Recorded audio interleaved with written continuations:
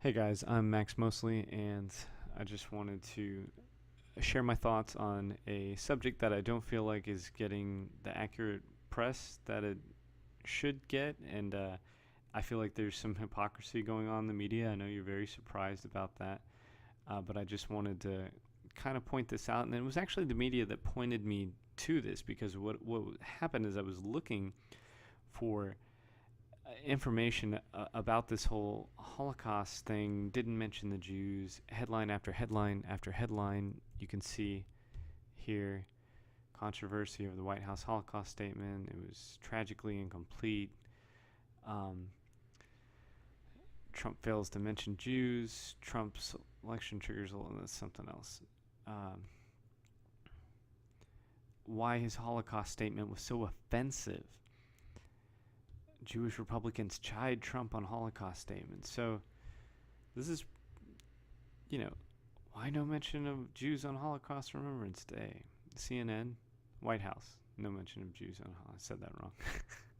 My tonality was definitely off on that. Kaine, Tim Kaine, you remember him, our possible vice presidential uh, vice president, likens Trump Remembrance Day statement to Holocaust denialist. Wow. For the Guardian. The Guardian, they're just guarding the truth here. So Senator condemns White House failure to mention Jews. Look at that smile. What a smile. Who does he remind me of? This guy, the Jack Nicholson Joker, but like the teddy bear version. uh, so Senator condemns White House failure to mention Jews in a statement.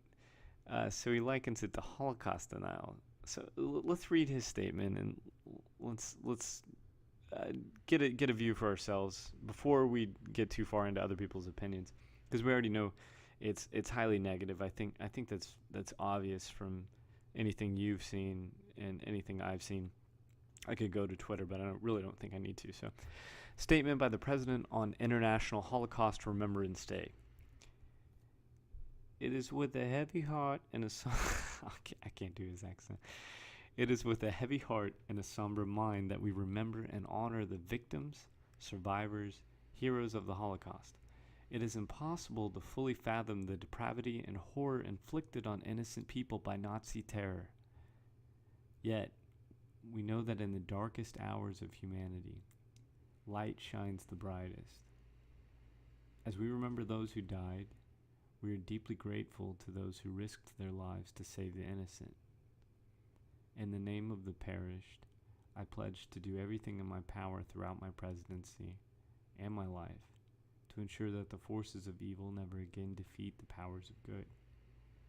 Together we will make love and tolerance prevalent throughout the world.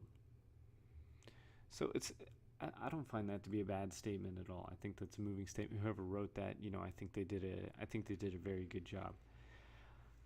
Personally, not mentioning the Jews, I don't.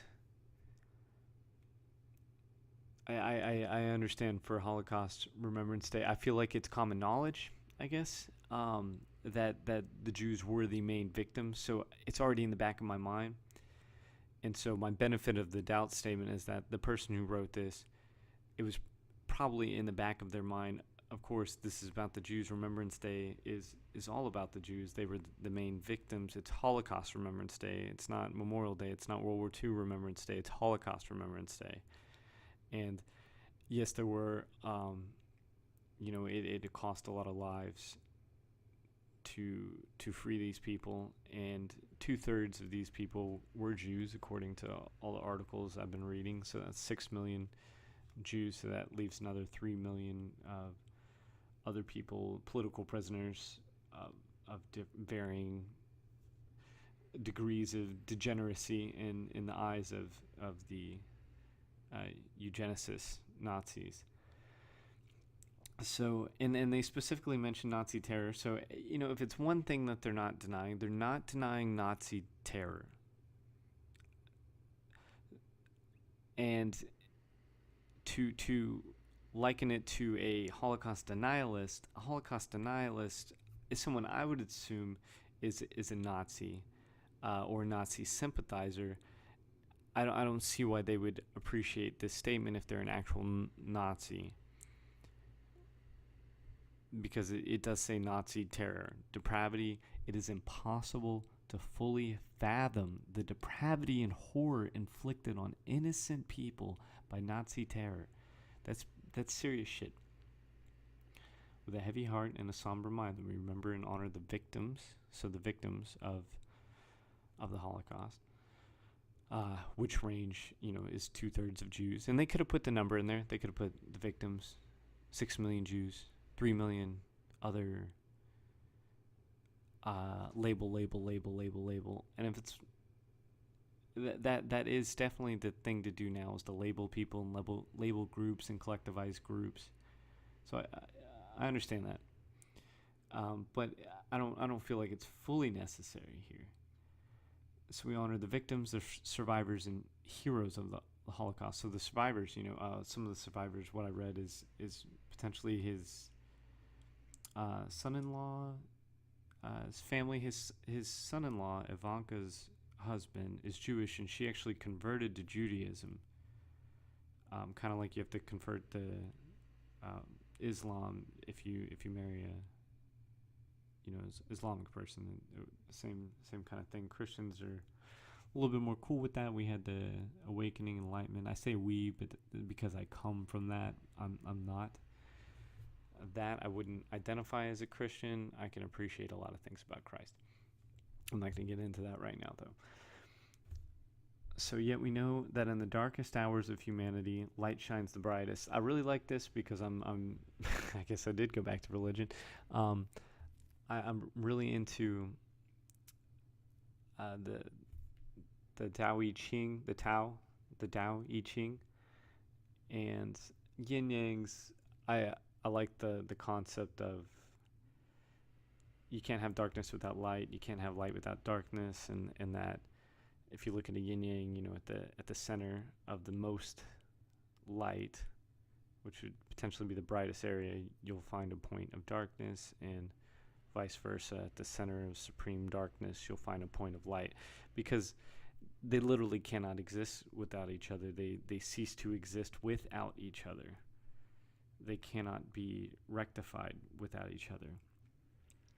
And I think it does hold true, even not just in that sense, but with humanity.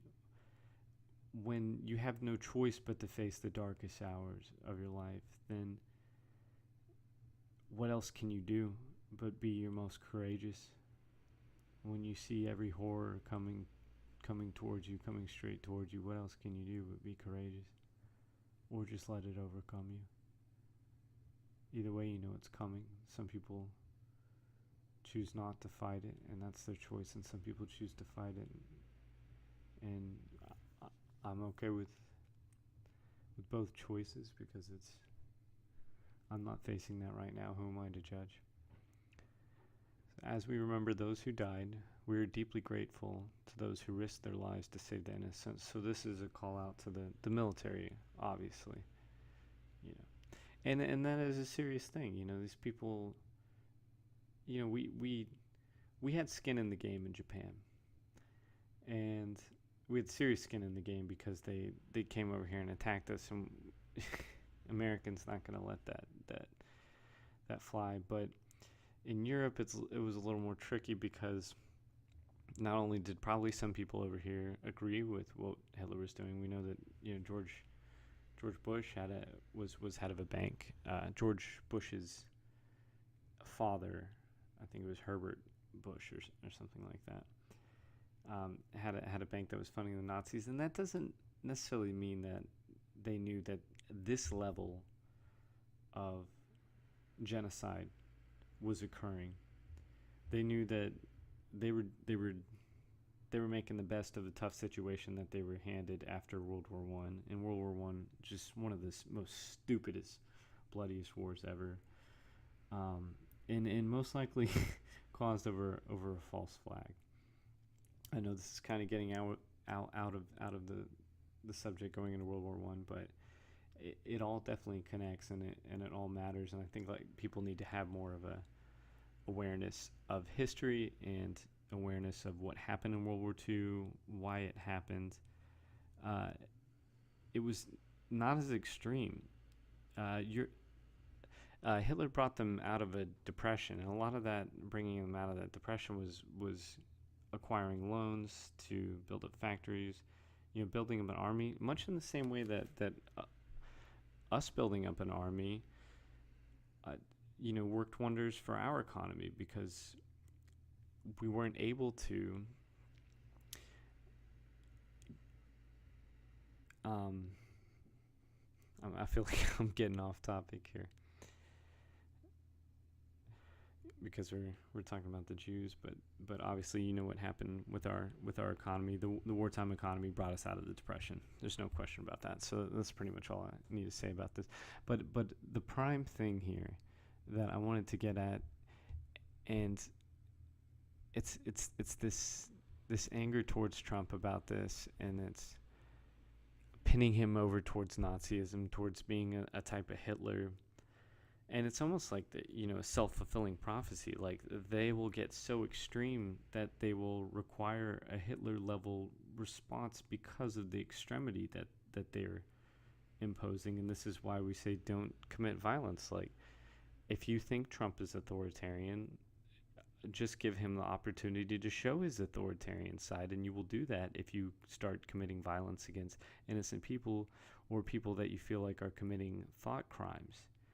And it's not just Trump that would do that. It's any president, any person that's put in an extreme situation where they need to literally marginalize people, separate people, so that they aren't a danger to the other people. Don't give them the reason to be in that position. It's not a good position. And what I noticed earlier today on one of the articles is they had mentioned that Hillary Clinton had also made a statement about this when she was Secretary of State. On the same day, she made a remembrance statement, and she didn't mention the Jews. Not only that, but they said that she didn't mention the Jews, but she mentioned something about Holocaust denialism, how it's bad, or something else she did that like offset the fact that she didn't say the Jews. So what I have here is her statement. I know it took this long to get here, but now we're going to go through her statement that she made 4 years ago, January 27th, 2013. Remember, Trump's statement is January 27th, 2017. Hillary Rodham Clinton, Secretary of State, Washington, D.C., January 27th, 2013. The United States joined... I can't do that either. The United States joins the... Okay. I'm going to say it like the person I think wrote it was imagining in their head.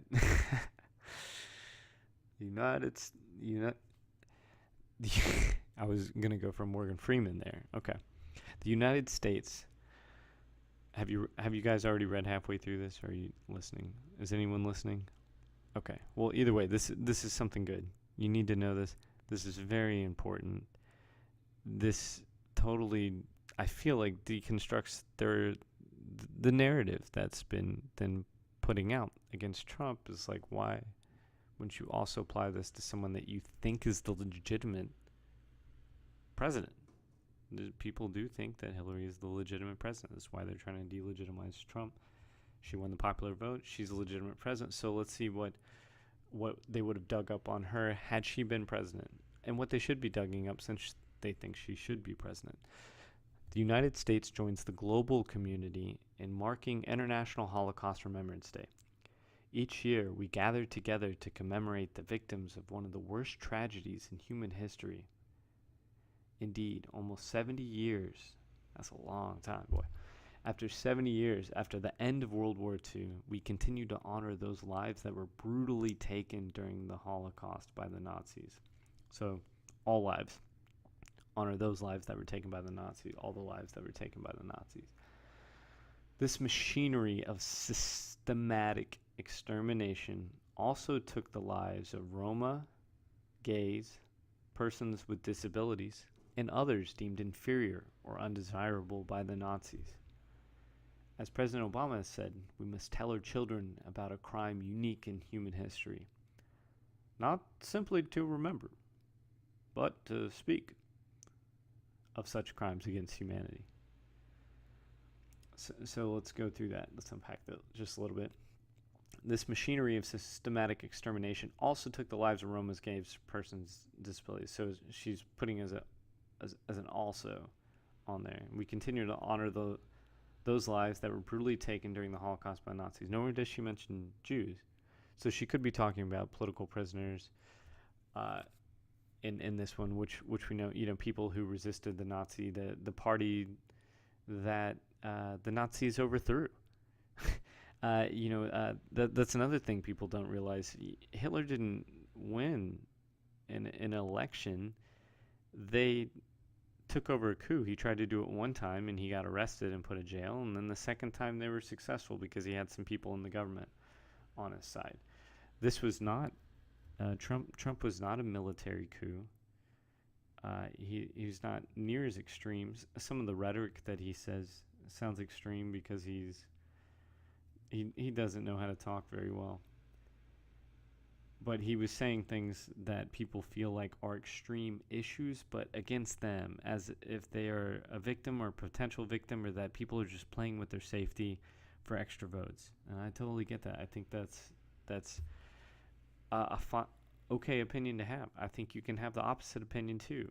I don't think we should be hurting each other over having these opinions, but we can go back and forth. Stopping immigration for a few years can potentially help Americans. Turning on immigration for a few years could potentially help Americans. There's definitely two sides to this stuff, and that's what we have to keep exploring. So let's go through the rest of this. There's two more little statements. So this middle statement: since the Holocaust, the world has witnessed other genocides. In Cambodia, Pol Pot, I believe. Horrible. This is a communist dictator. Srebrenica.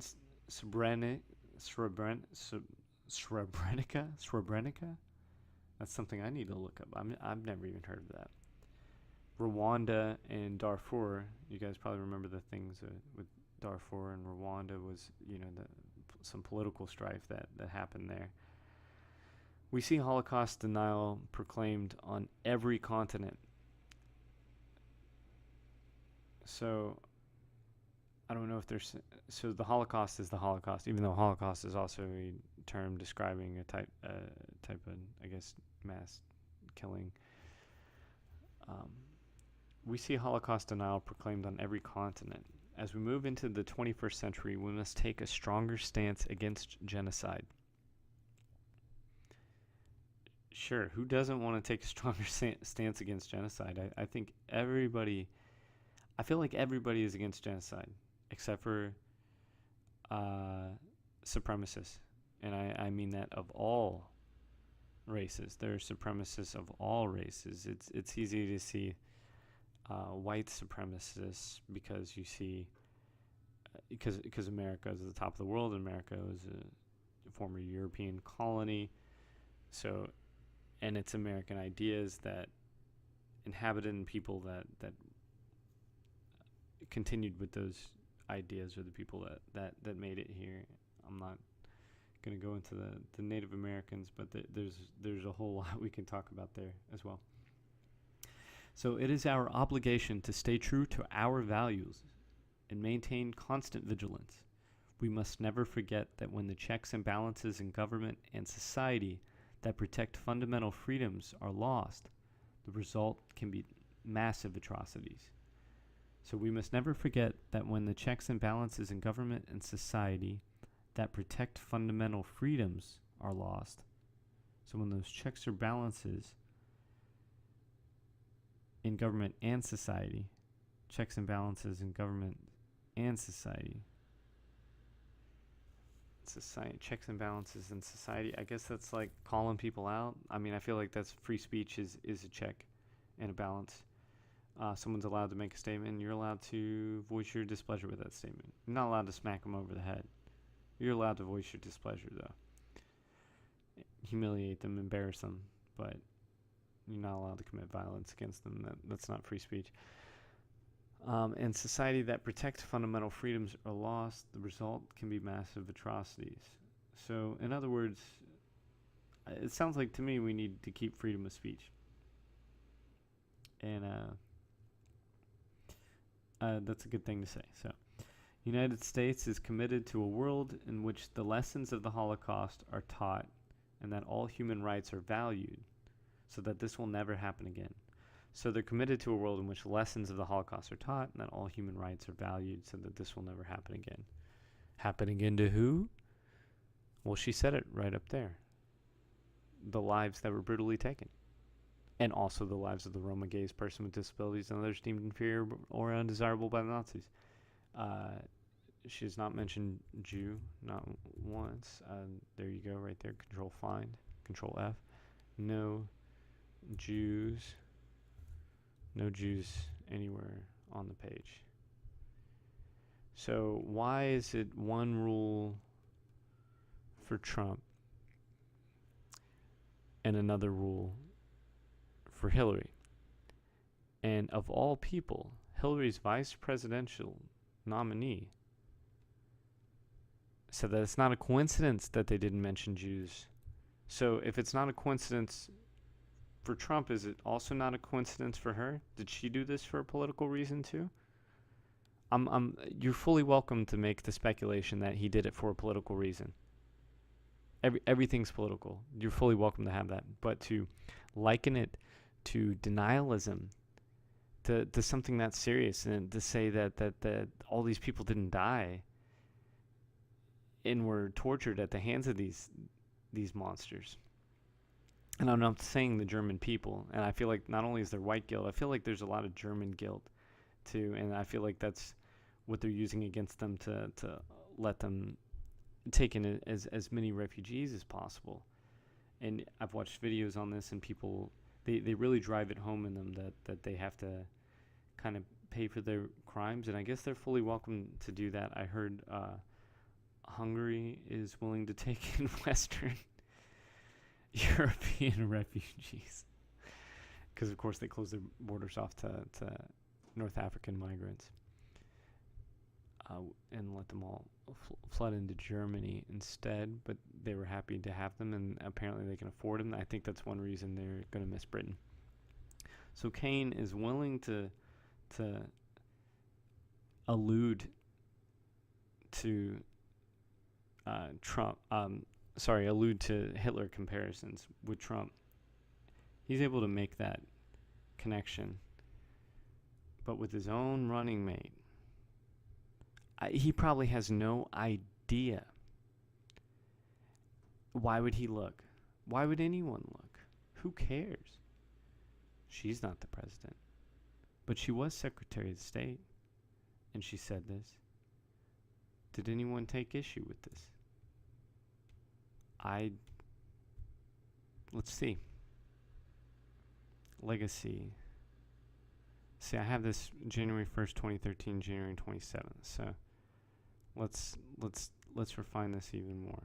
I'm going to put 27, and we'll go a week after. So that's 28. Let's just go to like 19 or something. Okay. 2013. I'm not seeing anyone mad. I'm not seeing anyone upset. This is January 25th. What the heck? Oh, I screwed up.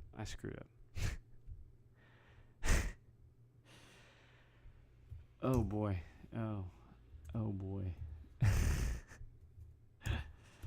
I messed up the date range. So of course I'm not seeing anything bad. Okay, we're going to go to 2/9/2013. And not much different. Benghazi, grotesque, offensive cartoon, Holocaust memorial. Not only is no one talking about her statement, former presidential candidate, someone who has immense political power, especially Secretary of State, in running operations that led to, some would say, the wars in Libya and Syria. And no one cares.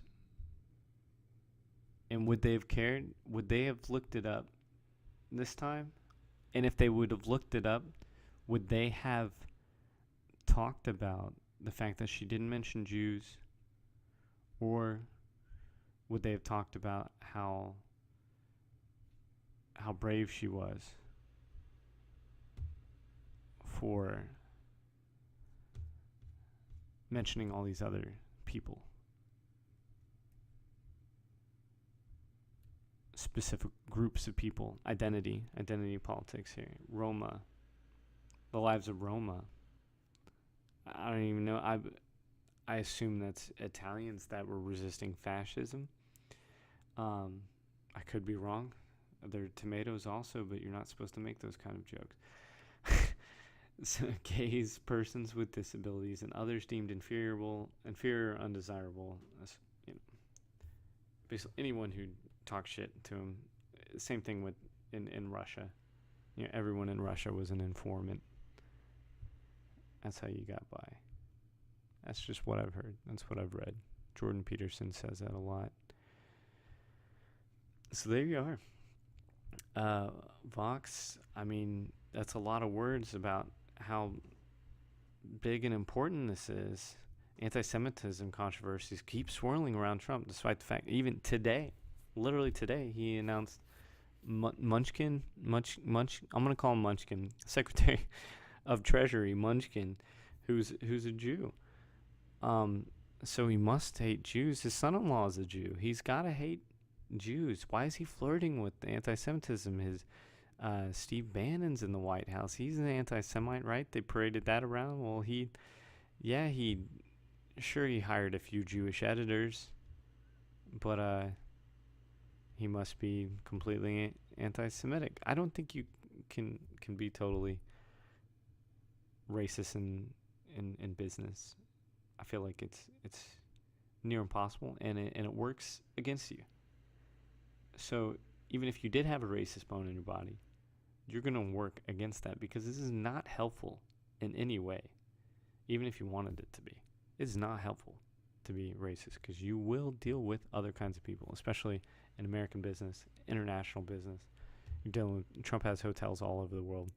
He's got no time to bother with being racist. But apparently that's what he is. But as far as this, is this statement anti-Semitic? Is Trump the next Hitler because he didn't mention the Jews? Well, only if Hillary Clinton was also the next Hitler, and that's pretty much all I got to say about that.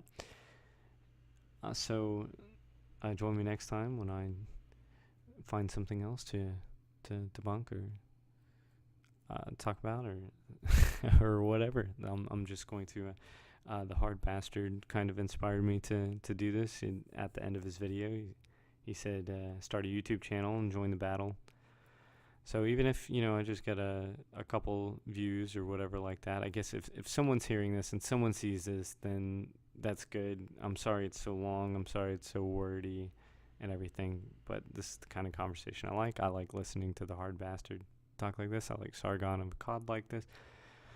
Just hope I can give you all some interesting viewpoints on the subject, and maybe find some information that other people aren't bringing to your attention. And appreciate anybody listening, especially this far. And you have a good night.